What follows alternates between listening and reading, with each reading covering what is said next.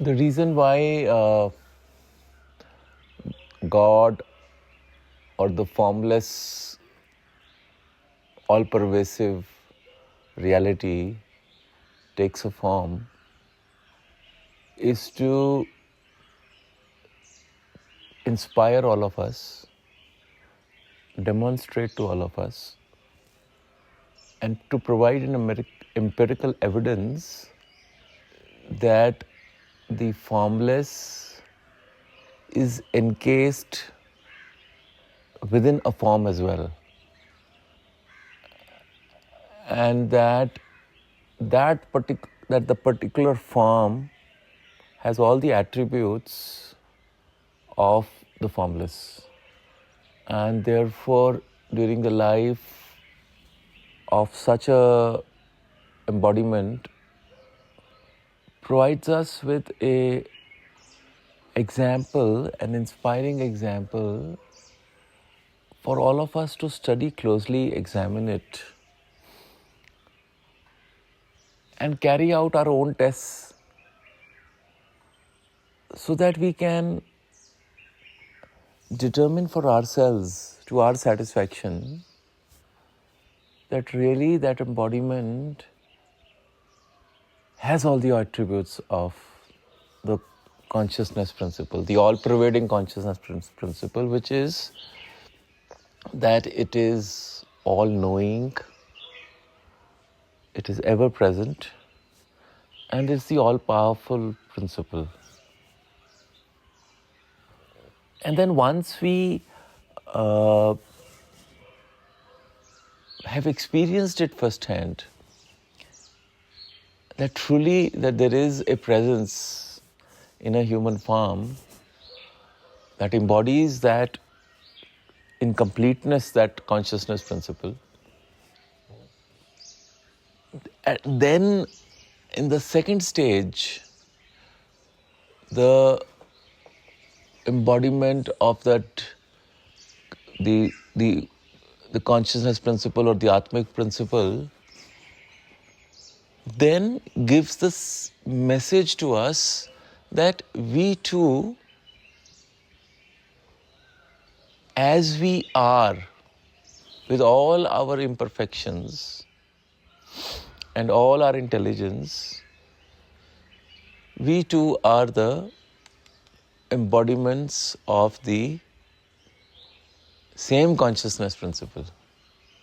That the consciousness principle within us and the consciousness principle within that divine incarnation or that all-pervasive embodiment of that consciousness principle is present within us as well. That is actually the most important task. But for us to move on to this logical step in our journey, the first step is vital. Because without that, it's not going to happen. And so therefore, we need, for everything our mind needs evidence, our mind needs to be convinced. Our mind needs something to hold on to. Because a story of Jesus and a story of Krishna is a story for us. Because it happened thousands of years earlier. But when it happens in our contemporary times, it makes a whole lot of a difference. It's not about reading a book or hearing stories or gospels. It's about witnessing it for our own selves, so that new stories can be made, new gospels can be written. Because we need reminders and updations. Because the context changes. Context of Krishna was 5,000 years ago. Times were different. Context of Rama was 10,000 years ago. Times were different. Context of Jesus was different. It was 2,000 years ago. So we need a more modern, contemporary context. So we have a Satya Sai Baba as a context, so that the modern people can relate to something more contemporary. And so for the next thousands of years, this will be the story. It's the updated version. So each story and each time such an embodiment comes is just a reminder, and the reminder needs to be made more contextual. And that's why it keeps happening after a certain period of time. But throughout the time, whether it was Rama, Krishna, Jesus or Sai Baba, the idea is the same. To showcase, demonstrate, inspire mankind to understand, witness and experience that they too are the embodiments of that all-pervasive, all-knowing and all-powerful consciousness principle or the Atmic principle. And so we can either keep seeing that embodiment, that master, either as a physical form and keep getting inspired by it, or see it as a presence in us, around us, or we can experience that principle is none other than us. And the reason why it is repeated again and again, and yet it's just always a handful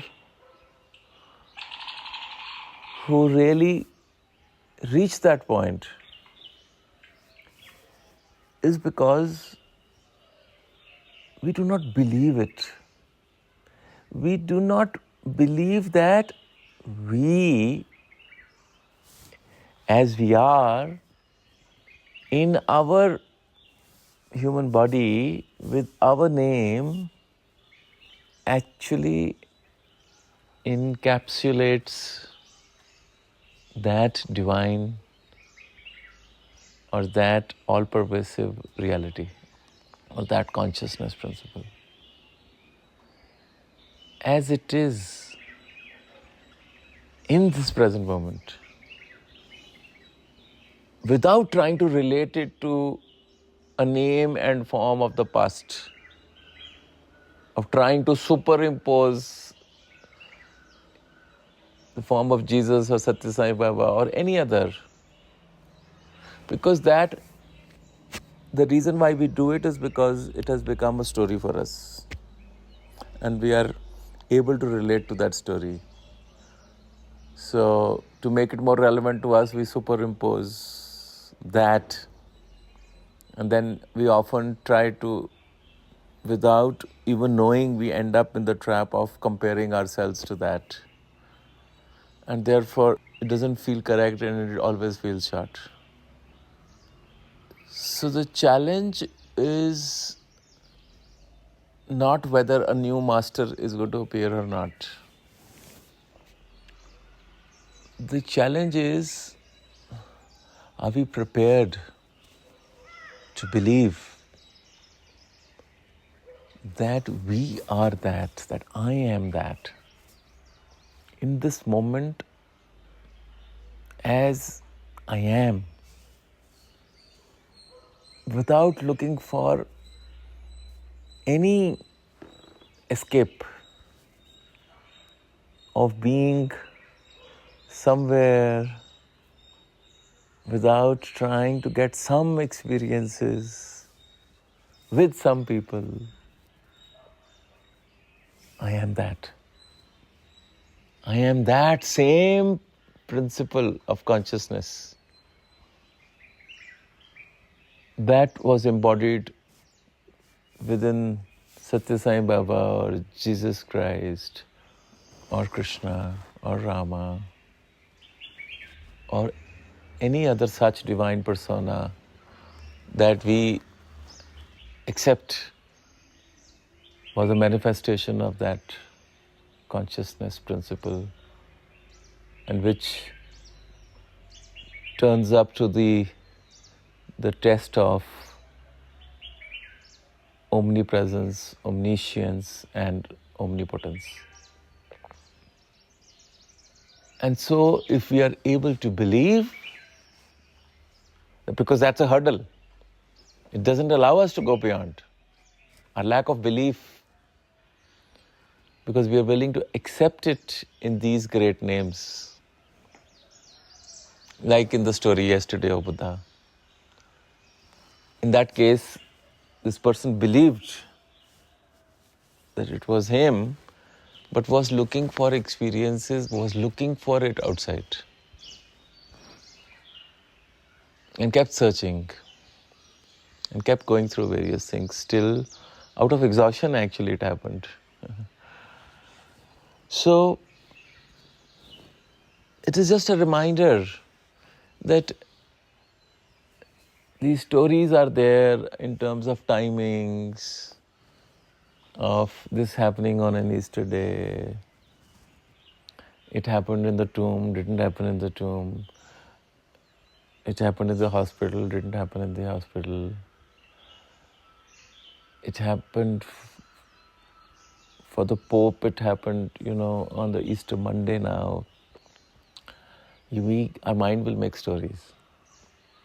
And some stories will be really amazing. But we'll be just caught in those stories. And instead of making the story for our own selves and say, yes, that's the story. And I'm going to live that story. So we're just all there.